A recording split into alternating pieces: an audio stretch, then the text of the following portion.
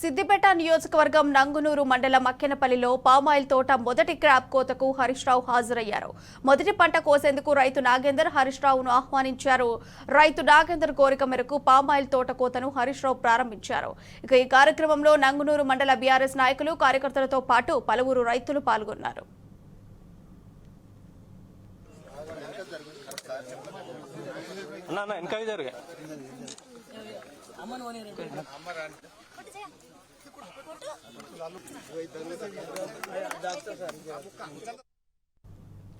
Palm oil crop cutting ప్రారంభించిన అనంతరం మాజీ మంత్రి హరీష్ రావు మీడియాతో మాట్లాడుతున్నారు. ఇప్పుడు లైవ్ ద్వారా వీక్షిద్దాం. రైతులకు పూర్తి స్థాయిలో ధర రానటువంటి పరిస్థితి ఉన్నది. సరే, ఇప్పుడు 13,438 రూపాయలు వచ్చినా ఓ 1,20,000 రూపాయలు వస్తాయి ఒక రైతుకి ఎకరానికి. 1,25,000 ఇది వస్తుంది. అంతర్ పంట చేసుకుంటే అదో 50,000 నుంచి 1,00,000 రూపాయలు 1,50,000 దాకా వస్తుంది ఇప్పుడున్న కోకో ధర ఉంటే. రెండు కలిపితే ఏ వడ్ల కంటే మక్కల కంటే నూరువాళ్ళు నయం మొండి పంట.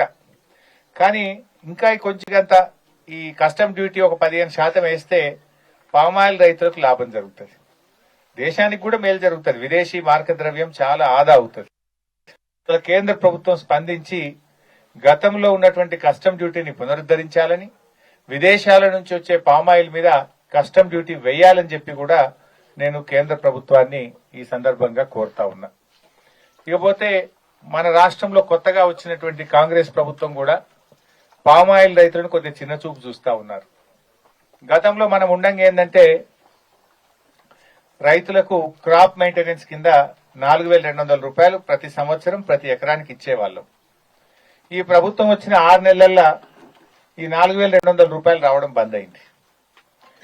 మన ప్రభుత్వం ఉన్నప్పుడు పాలసీ కింద తక్కువని వేసేద్దాం, ప్రతి రైతుకు ప్రతి ఎకరానికి పామాయిల్ సాగు చేసే రైతులకు క్రాప్ మెయింటెనెన్స్ కింద సంవత్సరానికి 4,200 రూపాయలు ఇచ్చేవాళ్ళం.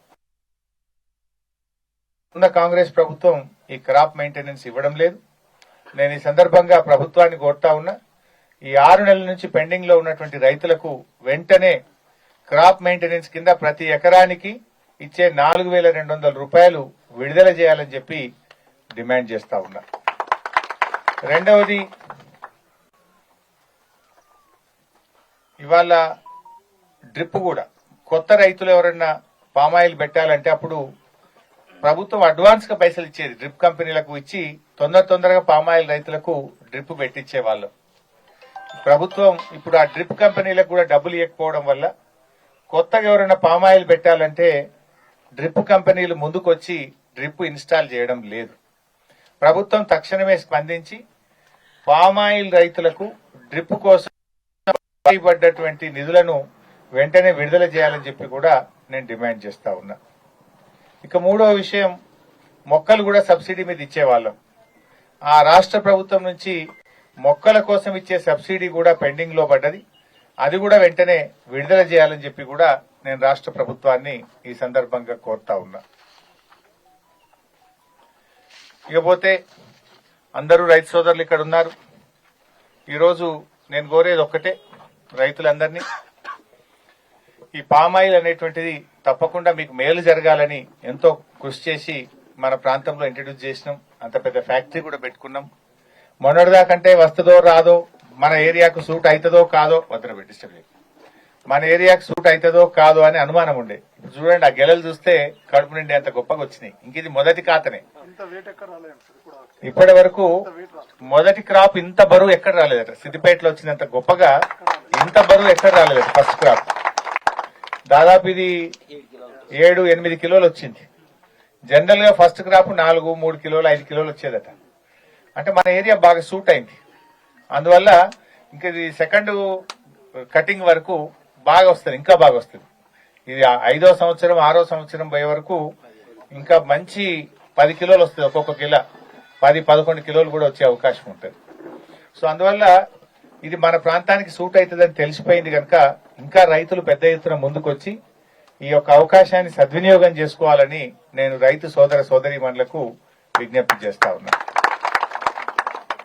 మరి వానకాలం వచ్చింది, ఆల్రెడీ వర్షాలు పడతా ఉన్నాయి. జూన్ 9వ తేదీ ఇవాళ. మరి రాష్ట్ర ప్రభుత్వం రైతు బంధు విషయంలో ఇప్పటికీ ఏమీ మాట్లాడతలేదు. గతంలో కేసీఆర్ గారు ప్రభుత్వం ఉన్నప్పుడు వాన చినుకుపడగానే రైతు బంధు పైసలు పడుడు స్టార్ట్ అవుతుండే. వాన చినుకుపడ్డదంటే రైతు బంధు బ్యాంకులలో పడుతుండే, రైతుల ఫోన్లు టింగు టింగున మోగుతుండే. మరి ఇవాళ 9వ తారీఖు వచ్చిన ఈ ప్రభుత్వం రైతు భరోసా అన్నారు, ఎకరానికి 15,000 ఇస్తామన్నారు, ఇంకా 5,000 ఎక్కువ ఇస్తామన్నారు. మరి అవి ఎప్పుడు ఇస్తారు అనేటువంటిది నేను అడుగుతా ఉన్నా. నేను ప్రభుత్వాన్ని, ముఖ్యమంత్రి గారిని డిమాండ్ చేస్తా ఉన్నా, రైతు భరోసా డబ్బులు వెంటనే రైతులకు విడుదల చేయాలని చెప్పి నేను ప్రభుత్వాన్ని కోరుతా ఉన్నా. ఎందుకంటే ఇలా వర్షం పడగానే దుక్కి దున్నుకుంటా ఉన్నారు రైతులు విత్తనాలు కొనుక్కుంటా ఉన్నారు, రైతులు ఎరువు బస్తాలు కొనుక్కుంటా ఉన్నారు. అందువల్ల రైతులకు పెట్టుబడి సహాయం తక్షణమే అందించాలని, వెంటనే రైతు భరోసా ఎటువంటి షరతులు లేకుండా మరి రైతులకు ఎకరానికి 7,500 రూపాయలు వెంటనే విడుదల చేసి రైతులకు సహాయాన్ని అందించాలని చెప్పి కోరుతా ఉన్నా. మీ ఎన్నికల మేనిఫెస్టోలో గాని మీ ప్రసంగాల్లో కూడా మీరు ఏం చెప్పిండ్రంటే, పంట కాలానికి ముందే, వ్యవసాయ పనులు ప్రారంభం కాకముందే ప్రతి ఎకరాకు, ప్రతి రైతుకు 7,500 రూపాయలు ఇస్తామని చెప్పి మీ మేనిఫెస్టోలో చెప్పారు, మీ ఉపన్యాసాల్లో చెప్పారు. మరి పంట ప్రారంభమైంది ఆల్రెడీ. కొన్ని చోట్ల ఆల్రెడీ విత్తనాలు వేస్తా ఉన్నారు, ఆల్రెడీ విత్తనాలు వేయడం కూడా ప్రారంభమైంది. మరి వెంటనే రైతు బంధు వేయండి. రైతు భరోసా ఎందుకు ఆలస్యం చేస్తా ఉన్నారు? మీ విధానం ఏంది అని నేను అడుగుతా ఉన్నా. పంట పనులు, వ్యవసాయ పనులు ప్రారంభం కాకముందు ఇస్తారా, పంట చేతికి వచ్చినప్పుడు ఇస్తారా? పోయిన యాసంగి అట్లే ఇచ్చిండ్రు, పంట చేతికి వచ్చినప్పుడు ఇచ్చిండ్రు. లాస్ట్ కు వడ్లు కల్లాలకు వచ్చినాక రైతు బంధు పైసలు పడ్డాయి కొంతమందికి. అది ఎలక్షన్ లో కేసీఆర్ బస్ వేసుకొని బయలుదేరి ఇచ్చిండ్రు, లొలివెట్టి ఇచ్చిండ్రు. మరి ఇప్పుడెప్పుడు ఇస్తారు? ఇప్పుడని అప్పుడైతే 5,000 ఇచ్చిండ్రు, 15,000 అన్నారు, అది ఇయ్యలే. పోనీ ఈ వానాకాలం కన్నా ఇస్తారా, ఇయ్యరా? ఇవ్వాల్సిందే ఖచ్చితంగా. రైతులందరికీ కూడా రైతు భరోసా డబ్బులు తక్షణం ఎకరానికి 7,500 రూపాయలు అందించి రైతులను ఆదుకోండి. ఇప్పుడు ఎలక్షన్ కోడ్ కూడా లేదు, ఎలక్షన్ కోడ్ కూడా ముగిసింది. ప్రజా సమస్యల మీద, రైతు సమస్యల మీద దృష్టి పెట్టండి. రైతులకు ఇవ్వాల్సినటువంటి డబ్బు వెంటనే అందించాలని చెప్పి ఈ ప్రభుత్వాన్ని నేను డిమాండ్ చేస్తా ఉన్నా.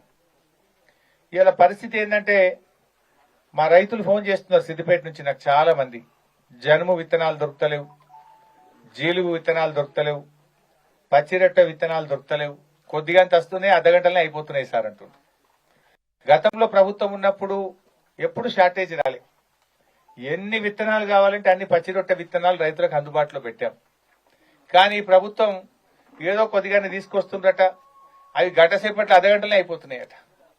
ఇవాళ పచ్చిరొట్టె విత్తనాలు కూడా రైతులకు సరఫరా చేయలేని పరిస్థితుల్లో రాష్ట్ర ప్రభుత్వం ఉన్నది. అంటే ప్రభుత్వం వ్యవసాయాన్ని చిన్నచూపు చూస్తున్నది. అటు పచ్చిరొట్టె విత్తనాలు ఇవ్వలేకపోతున్నారు, రైతు భరోసా డబ్బులు సకాలంలో అందించలేకపోతున్నారు. తక్షణమే స్పందించి రాష్ట్రమంతా కూడా పచ్చిరొట్టె విత్తనాలు అందుబాటులోకి తేవాలని చెప్పి కూడా నేను ప్రభుత్వాన్ని డిమాండ్ చేస్తా ఉన్నా. ఎరువులు కూడా స్టాక్ పెట్టుకోండి, మళ్ళీ రైతులకు ఇబ్బంది కాకుండా గత ప్రభుత్వం ఎట్లయితే ప్లాన్ చేసిందో ఎరువుల కొరత రాకుండా కూడా ముందస్తు చర్యలు తీసుకోవాలని కూడా ఈ ప్రభుత్వానికి నేను సూచిస్తా ఉన్నాను.